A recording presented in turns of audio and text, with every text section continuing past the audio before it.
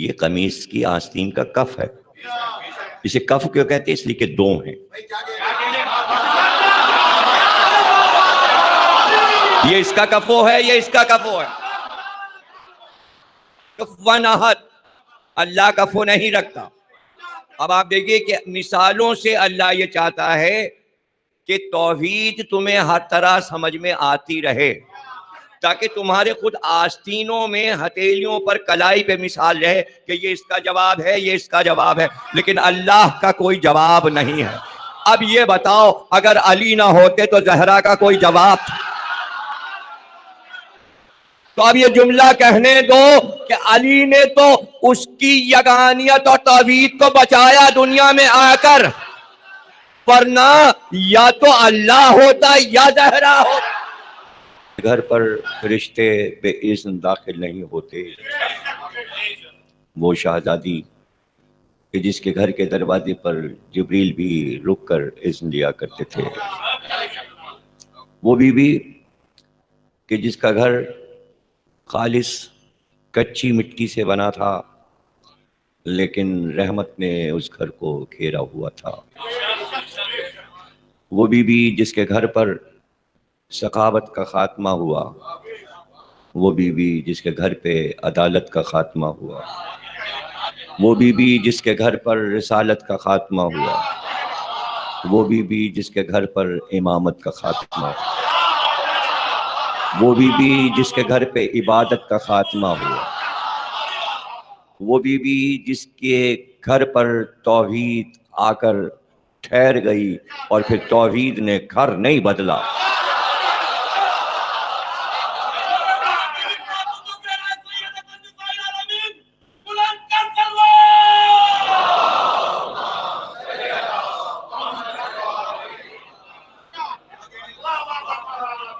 بہت مختصر سی عمر پائی، 18 برس کی عمر پائی. 9 برس اپنے بابا کے گھر میں گزارے، 9 برس اپنے شریک حیات مولا کائنات کے گھر میں گزارے. وہ زندگی بھی شاہکار تھی کہ جب آپ بحیثیت ایک بیٹی کے دنیا کو درس دے رہی تھیں، اور پھر وہ زندگی بھی شاہکار ہے جس میں آپ دنیا کی ماؤں کو یہ سکھا رہی تھیں کہ ماں کیسی ہوتی ہے. یہ بات ختم ہوئی شہزادی کونین پر کہ جس کی تعظیم کے لیے صرف یہ کہ رسول اللہ اٹھ رہے تھے، بلکہ رسالت اٹھ رہی تھی. تمام مورخین نے لکھا کہ جب آپ تشریف لاتی تھیں تو رسول اللہ تعظیم کے لیے اٹھ کر کھڑے ہو جاتے تھے، اور اس کے بعد بیٹی کے دونوں ہاتھوں کو بوسے دیتے تھے. لیکن ترمذی شریف نے اس روایت کو کامل کر کے لکھا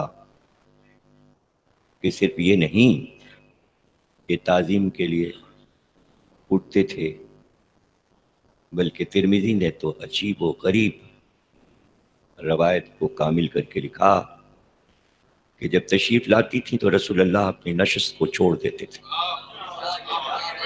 کھڑے ہو جاتے تھے اور بیٹی کے دونوں ہاتھوں کو بوسے دیتے تھے. لیکن ترمذی نے لکھا کہ جہاں بیٹھے ہوتے تھے پیغمبر، اس جگہ بیٹی کو بٹھا دیتے تھے اور خود کھڑے رہتے تھے. جتنی دیر بیٹی بیٹھی رہتی تھی خود کھڑے رہتے تھے. اور بعض روایتوں میں یہ بھی ہے کہ جب رسول اللہ جاتے تھے بیٹی کے پاس تو بیٹی تعظیم کے لیے اٹھ جاتی تھی. گویا دونوں رخوں سے دنیا کو ایک درس دیا، ایک سبق دیا، باپ نے بھی اور بیٹی نے بھی. بیٹی کی تعظیم شاید اس لیے ضروری تھا اور حکم الہی کے مطابق پیغمبر عمل کر رہے تھے کہ عرب نے بیٹیوں کی بڑی توہین کی تھی. عرب عورتوں کی قدر نہیں جانتے تھے، بیٹیوں کو زندہ گاڑ دیا کرتے تھے.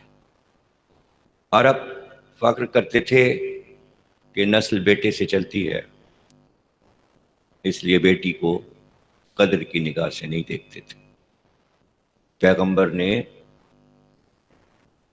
عربوں کو تو سکھایا، زمانے کو بتایا کہ بیٹی ہوتی کیا ہے، بیٹی کا احترام کیا ہے، بیٹی کی قدر کیا ہے. اور شاید اللہ نے یہ چاہا کہ حقوق نسواں اگر بلند کیے جائیں تو مریم کے بعد ضروری ہے کہ اس معراج پہ جا کے سمجھایا جائے کہ بیٹی ہوتی کیا ہے، کہ آخری پیغمبر کی نسل ہی جاری ہو جائے بیٹی کے ذریعے. یہ بہت بڑا فقر ہے، بہت بڑا فقر ہے. اور یہ ابھی کسی تقریر میں نے عرض کیا، اور اس سے پہلے بھی کئی بار عرض کر چکا ہوں کہ جناب خضر نے ایک بچے کو قتل کر دیا اور موسیٰ خضر کے اس علم پر حیران ہوئے. اور جب موسیٰ نے پوچھا کہ آپ نے اس بچے کو کیوں قتل کر دیا، تو انہوں نے کہا یہ بڑے ہو کے اپنے ماں باپ کو اذیت دینے والا تھا، تکلیفیں پہنچاتا. ماں باپ اس کے بہت نیک، پرہیزگار اور متقی ہیں. میں نے اس بیٹے کو مار ڈالا تاکہ ان کو اذیت نہ پہنچائے. یہ ہے قرآنی آیات کا قصہ، صرف روایت نہیں ہے. لیکن ظاہر ہے کہ قرآن کی آیات سمجھانے کے لیے علم تفسیر رکھا گیا. ضروری تھا کہ تفسیر کو پیغمبر ہی بیان کریں. تفسیر کی بنیاد پیغمبر نے رکھی ہے، آپ ہی تفسیر کرتے تھے. اور اس کے بعد پھر مولا کائنات نے آیات کی تفسیر کی.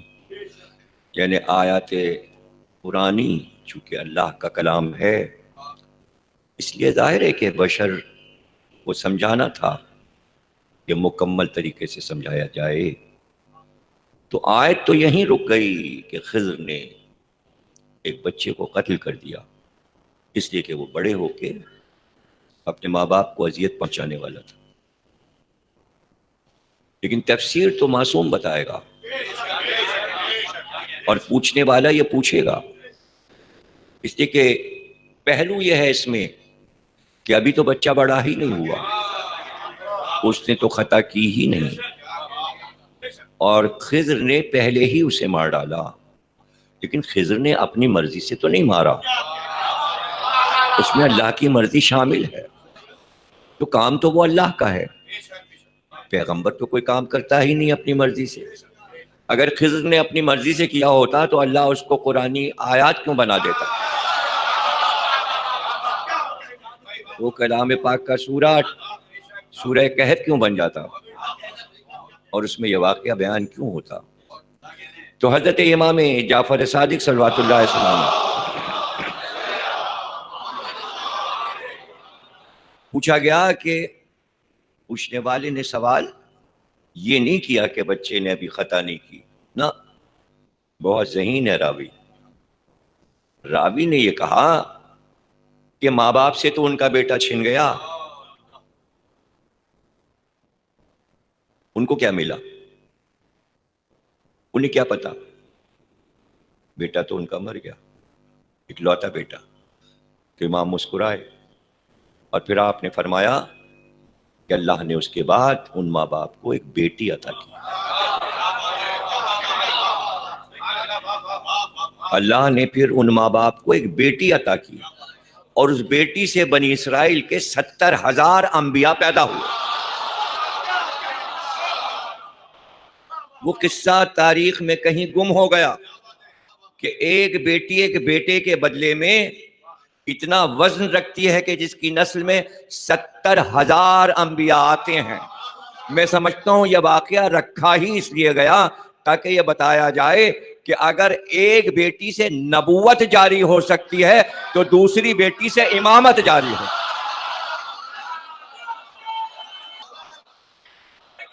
دیکھیے، امامت کو ورثے میں نانا کی طرف سے رسالت کے علوم مل رہے ہیں، اور دادیال کی طرف سے ابو طالب کے علم کا پورا سرچشمہ، اور پھر امامت کا وہ سرچشمہ کہ جہاں میں شہر علم ہوں اور علی اس کا دروازہ ہے۔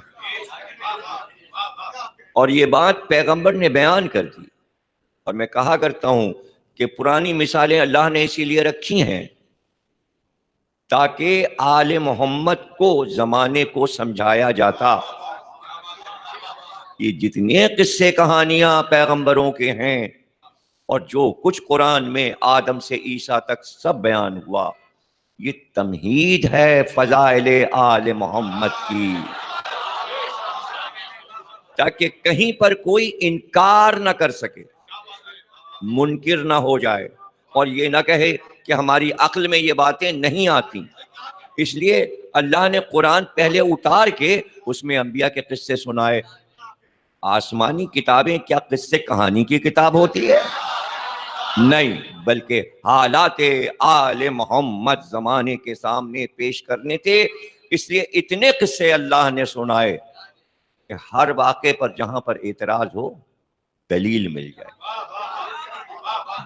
جائے اور دلیل دے دی جائے کہ دیکھیے اللہ کے امکان میں تھا، اللہ کے امکان سے کوئی بات باہر نہیں ہے کہ اگر مریم جیسی عظیم خاتون کو دنیا میں بھیج رہا ہے تو پہلے سے انتظام کر لیتا کہ ایک عظیم ترین صاحب عصمت معصوم ہستی کو پیدا کر دیتا کہ جو مریم کا شوہر بنے۔ کیا اس کے امکان میں نہیں تھا؟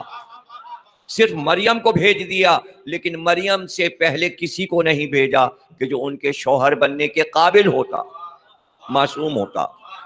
نبی بھی ہو سکتا تھا، وہ نبی کا معصوم بیٹا بھی ہو سکتا تھا، وہ رشتہ داروں میں ہو سکتا تھا۔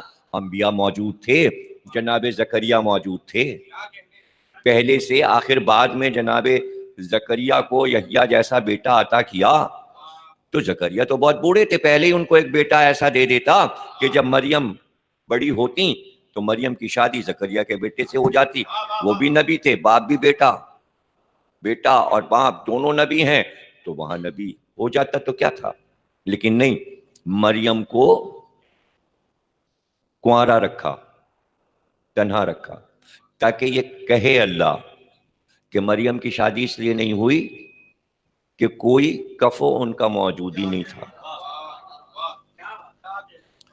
یعنی روئے زمین پر کوئی ایسا مرد ہی نہیں تھا کہ جو اتنی عظیم بی بی کا شوہر بن سکتا۔ تو مریم کو کنوارا رکھ کر یہ کہہ کر اللہ نے کہ روئے زمین پر کوئی مرد نہیں تھا کہ جو مریم کے شوہر کے لیے انتخاب ہوتا، یہ کہا اس لیے اللہ نے تاکہ یہ کہلوائے پیغمبر سے کہ اگر علی نہ ہوتے تو زہرا کا کفو نہیں۔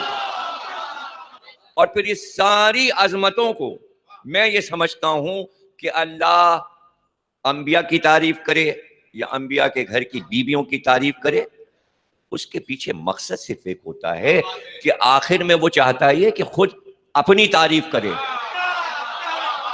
وہاں کہا کہ مریم کے لیے کوئی روئے زمین پر ایسا مرد نہیں تھا جو ان کا شوہر بنتا، اور مریم کا کوئی کفو نہیں تھا روئے زمین پر، اور یہاں یہ کہا کہ اگر علی نہ ہوتے تو زہرا کا کفو نہیں تھا۔ یہ سب کچھ کہہ کر اپنی تعریف کی قل واللہ احد اللہ الصمد لم یلد ولم یولد ولم یکن لہ کفوا احد. میں کفو نہیں رکھتا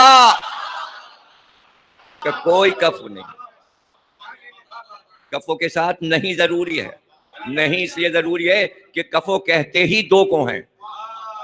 بہت سے ایسے لفظ ہیں جو آپ کے پاس موجود ہیں, اگر ان کی آپ بیٹھ کر فہرست بنائیں, اور میں آپ کو بتا دیتا ہوں ترکیب, اگر آپ دل چاہیں تو پڑھنے لکھنے کا شوق ہو, لکھنے کا شوق ہو, ڈائری بنانے کا شوق ہو کسی کو, تو موضوع تو میں دیتا رہتا ہوں. ایک موضوع یہ دے رہا ہوں, صرف یہ آپ لکھ لیجئے کہ آپ دن بھر میں اپنی تمام چیزوں میں کتنے لفظ قرآن کے بولتے ہیں.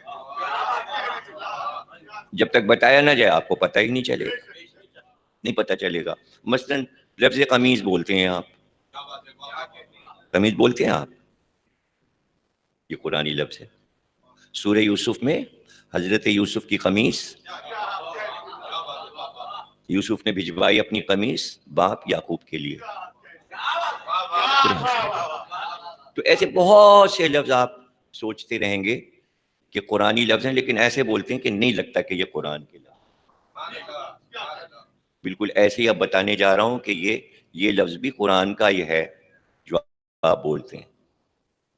دیکھیے یہ کیا ہے, یہ کیا ہے, یہ کیا ہے, اس کو کیا کہتے ہیں؟ یہ کف ہے, کف. یہ قمیص کی آستین کا کف ہے. اسے کف کیوں کہتے ہیں؟ اس لیے کہ دو ہیں. یہ اس کا کفو ہے, یہ اس کا کفو ہے. کفوا احد, اللہ کفو نہیں رکھتا. اب آپ دیکھیے کہ مثالوں سے اللہ یہ چاہتا ہے کہ توحید تمہیں ہر طرح سمجھ میں آتی رہے, تاکہ تمہارے خود آستینوں میں ہتھیلیوں پر کلائی پہ مثال رہے کہ یہ اس کا جواب ہے, یہ اس کا جواب ہے, لیکن اللہ کا کوئی جواب نہیں ہے. اب یہ بتاؤ اگر علی نہ ہوتے تو زہرا کا کوئی جواب تھا؟ تو اب یہ جملہ کہنے دو کہ علی نے تو اس کی یگانیت اور توحید کو بچایا دنیا میں آ کر, ورنہ یا تو اللہ ہوتا یا زہرا ہوتا.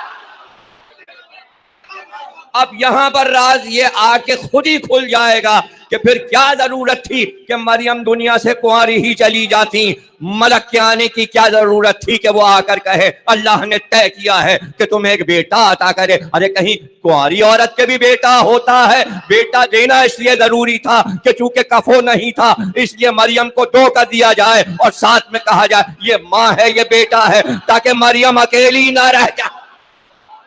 اور چونکہ کہا تھا کہ میں نے خلق کیا پیغمبر کے نور کو, تو نور ایک تھا, ضروری تھا کہ دو ہو, ورنہ نور ہوتا یا وہ. اس کی دو صفتیں. اس موضوع پہ میں اشرا پورا پڑھ چکا ہوں, جلال و جمال پر. وہ پہچانا گیا اپنی دو ان صفات سے, ایک جلال ہے اور ایک جمال ہے. اس نے چاہا کہ میں اپنے نور کو تقسیم کروں, ایک جلال ہو اور ایک جمال ہو. ایک طرف جمال نظر آئے, ایک طرف جلال نظر آئے. دو حصے نور کے تقسیم کر دیے, پھر وہی دو نور پھر دو نور بن گئے, تو پھر جلال و جمال نظر آیا. حسن میں اللہ کا جمال ہے تو حسین میں اللہ کا جلال ہے. اور یہ جلال و جمال جب پھر ملتا ہے تو پھر مل کر محمد باقر بن جاتا ہے. اور علم بغیر جلال و جمال کے نہیں ہے, یہ باقر العلوم ہے, اس لیے کہ نانا حسن ہیں دادا حسین ہیں. تو اب یہ نہ کہیے گا کہ نسل امامت صرف حسین سے چلی, بلکہ یہ کہیے کہ امامت حسنی اور حسینی ہے. اگر ننھیال سے حسن اور حسین کو سب کچھ مل سکتا ہے تو محمد باقر کو پھر نانا حسن سے کیوں نہیں امامت ملے گی؟ تو ادھر سے بھی امامت ملی اور ادھر سے بھی امامت ملی. یہ تمام فضائل اس گھر پہ تمام ہو گئے جسے زہرا کا گھر کہتے ہیں. صلوات پڑھیں. امت نے 4 امام بنائے. امام سید سجاد کے بعد خیال آیا, بہت دیر میں امت کو خیال آیا, بھائی جب آپ خلافت بنا چکے تھے تو اب امامت کیوں یاد آئی؟ جب 4 خلیفہ ہو گئے انہوں نے کہا اب خلافت تو 4 پہ ختم ہو گئی، اب 4 امام بنا لو، اب 4 امام بنا لو، پھر اس کے بعد 2-4 ولی بھی بنا لیے، یعنی بنانا ضروری ہے۔ دیکھیے خلیفہ بنائے تو بندوں نے خود بنائے، امام بنائے تو بندوں نے خود بنائے، ولی بنائے تو بندوں نے خود بنائے۔ ہمارے یہاں بندے نہ نبی بناتے ہیں نہ خلیفہ بناتے ہیں، ہمارے یہاں جو بناتا ہے وہ اللہ۔ اب ایک بہت ہی اچھا جملہ آ گیا اور جس میں ہم بھی حیرت میں پڑ گئے اور آپ بھی حیرت میں پڑ جائیں کہ دیکھیے خلیفہ بنانا آسان تھا، 4 بنا لیے، امام بنانا آسان تھا، 4 بنا لیے، ولی بنانا آسان تھا، بہت سے مزار بنا لیے، ولی بھی بنا لیے، ایک کام اتنا مشکل تھا کہ وہ آج تک نہ کر سکے، معصوم نہ بنا۔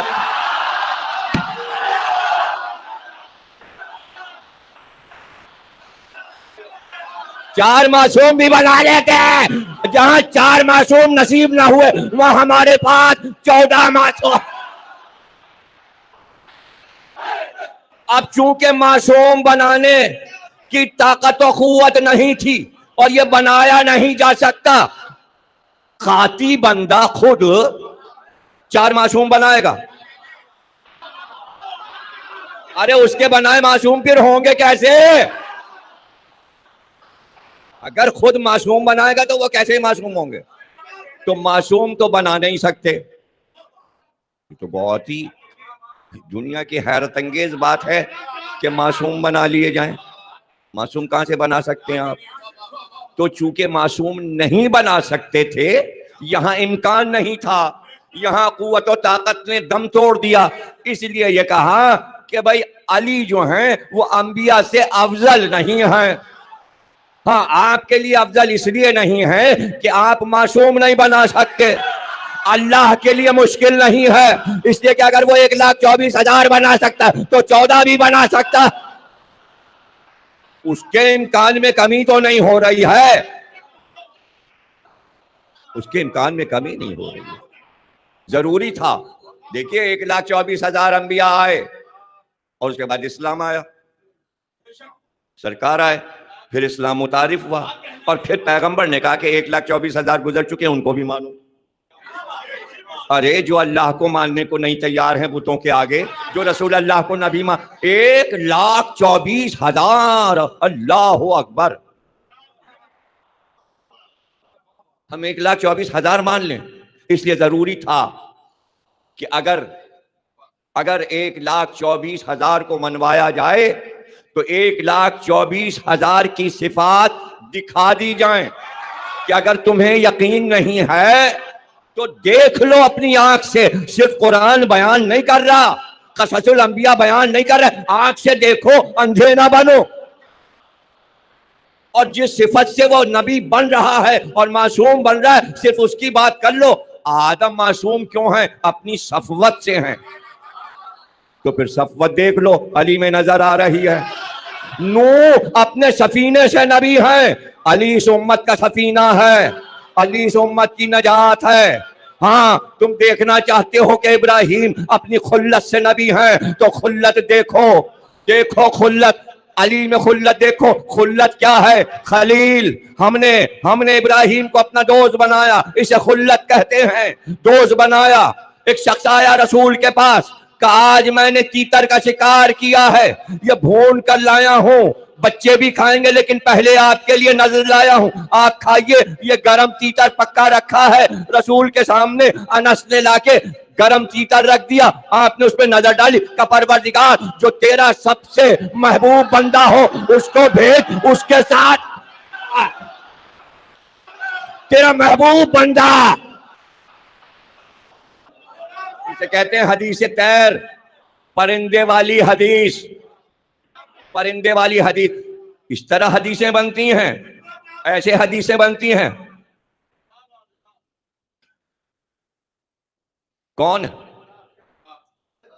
نہیں، رسول اللہ مصروف ہیں، انس نے کہا مصروف، علی واپس چلے گئے، پھر دعا کی، پروردگار میں نہیں کھاؤں گا جب تک تو اپنے محبوب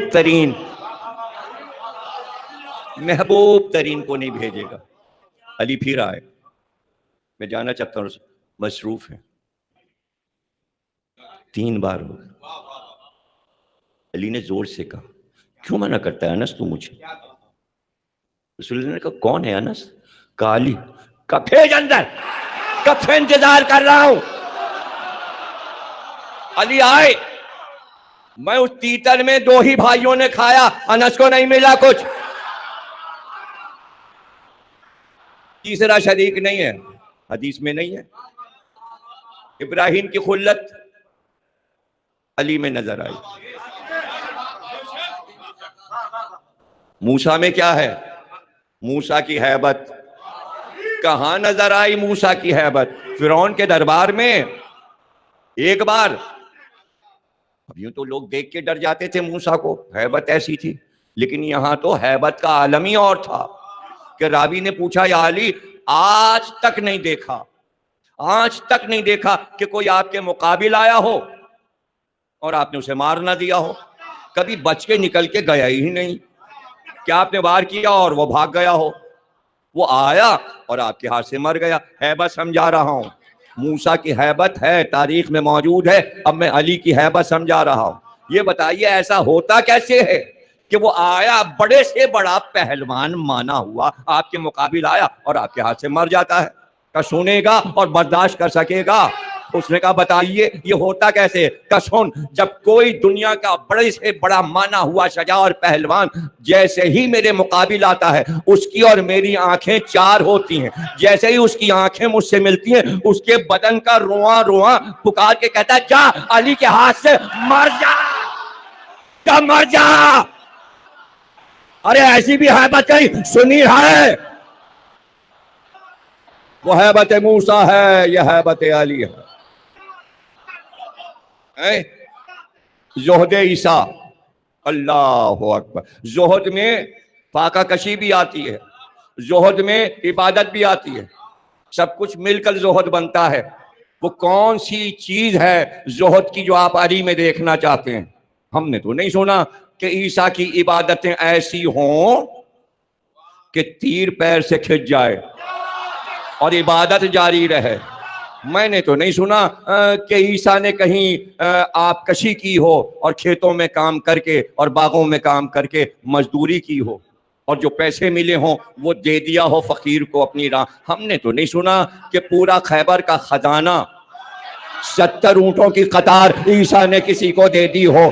کہاں زہد علی، کہاں زہد عیسیٰ، کہاں ہیبت علی، کہاں ہیبت موسیٰ، کہاں خلت علی، کہاں خلت ابراہیم، اور کہاں کشتی کی نجات اور کہاں امت کی نجات؟